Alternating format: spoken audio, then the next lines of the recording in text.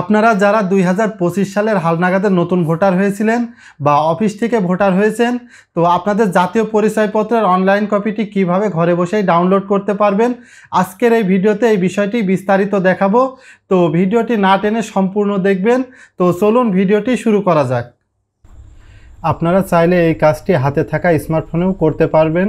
তো আপনারা যেন সহজেই বুঝতে পারেন এই জন্য আমি কম্পিউটার স্ক্রিনে করে দেখাচ্ছি। সর্বপ্রথম আপনাদের যে কাজটি করতে হবে, একটি নেট ব্রাউজার ওপেন করতে হবে। তারপর সার্চ বারে লিখতে হবে services.nidw.gov.bd। তারপর আপনাদের সামনে এই ওয়েবসাইটটি নিয়ে চলে আসবে। তো এখান থেকে রেজিস্টার করুন, এখানে ক্লিক করতে হবে। এরপর এই যে জাতীয় পরিচয়পত্র নম্বর / ফর্ম নম্বর, এখানে আপনার ফর্ম নম্বরটি দিতে হবে, বা যদি জাতীয় পরিচয়পত্র নাম্বারটি পেয়ে থাকেন তাহলে জাতীয় পরিচয়পত্র নাম্বারটি দিতে হবে। এর নিচে আছে জন্ম তারিখ, এখানে আপনার জন্ম তারিখটি দিতে হবে। তার নিচে দেখেন একটা ক্যাপচা আছে, এখানে সেই ক্যাপচাটা টাইপ করতে হবে। তো আমি একটি ফর্ম নম্বর এবং জন্ম তারিখ দিয়ে দিচ্ছি।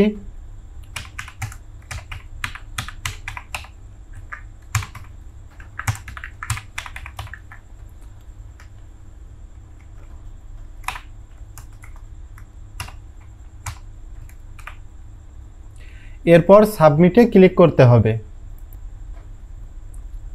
এরপর আপনাদের সামনে এই অপশনটি আসবে। তো এখান থেকে আপনার স্থায়ী এবং বর্তমান যে বিভাগ, জেলা এবং উপজেলা আছে সেটা সিলেক্ট করে দিতে হবে। তো এখান থেকে আমি আমার স্থায়ী এবং বর্তমান ঠিকানার বিভাগ, জেলা এবং উপজেলা সিলেক্ট করে দিচ্ছি।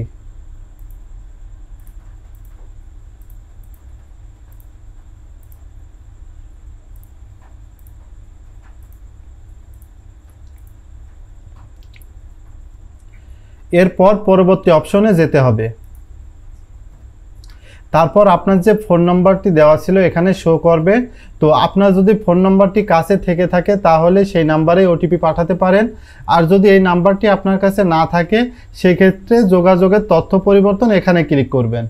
তো এই নাম্বারটি আমার কাছে যেহেতু আসে সেহেতু আমি এই নাম্বারে ওটিপি পাঠাচ্ছি।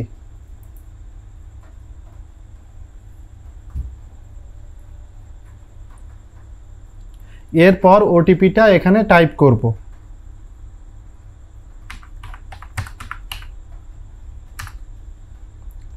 তারপর পরবর্তী অপশনে যাব।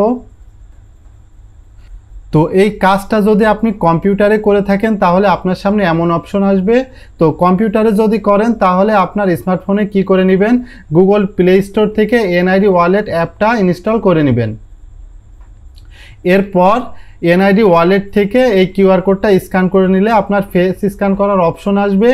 আর আপনি যদি সরাসরি ফোন থেকে এই কাজটা করেন তাহলে কিন্তু এই কিউআর কোডের এই জায়গা ট্যাপ করার কথা বলবে। ট্যাপ করলে আপনার ফেস স্ক্যান করার অপশন আসবে। তো ফেস স্ক্যান করার সময় আপনাকে একবার ডান দিকে তাকাতে হবে, একবার বাম দিকে তাকাতে হবে, একবার সামনে সোজা তাকাতে হবে, তাকিয়ে চোখের পলক ফেলতে হবে। আপনার ফেসটা স্ক্যান করার পর আপনার সামনে এমন একটি অপশন আসবে। তো এখানে আছে সেট পাসওয়ার্ড, অর্থাৎ আপনি যদি পাসওয়ার্ড সেট করেন তাহলে পরবর্তীতে আপনি সেই ইউজার আইডি এবং পাসওয়ার্ড দিয়েই এই নির্বাচন কমিশনের সার্ভারে প্রবেশ করতে পারবেন। আর আপনি যদি এড়িয়ে যান সেক্ষেত্রে প্রতিবারই আপনাকে ফোন থেকে ওটিপি নিতে হবে এবং ফেস স্ক্যান করা লাগবে। তো কিভাবে পাসওয়ার্ড সেট করবেন আমি সেটা দেখাচ্ছি। তো এখানে সেট পাসওয়ার্ডে ক্লিক করতে হবে। এরপর আপনাদের সামনে এমন একটি অপশন আসবে, এখান থেকে কি করতে হবে যে একটা ইউজার আইডি দিতে হবে। তো আমি একটা ইউজার আইডি দিয়ে দিচ্ছি।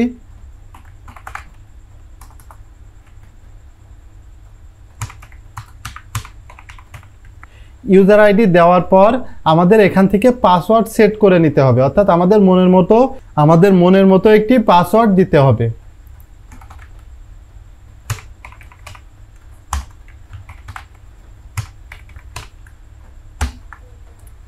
পাসওয়ার্ড সেট করার পর তারপর আপনাকে আপডেট এখানে ক্লিক করতে হবে।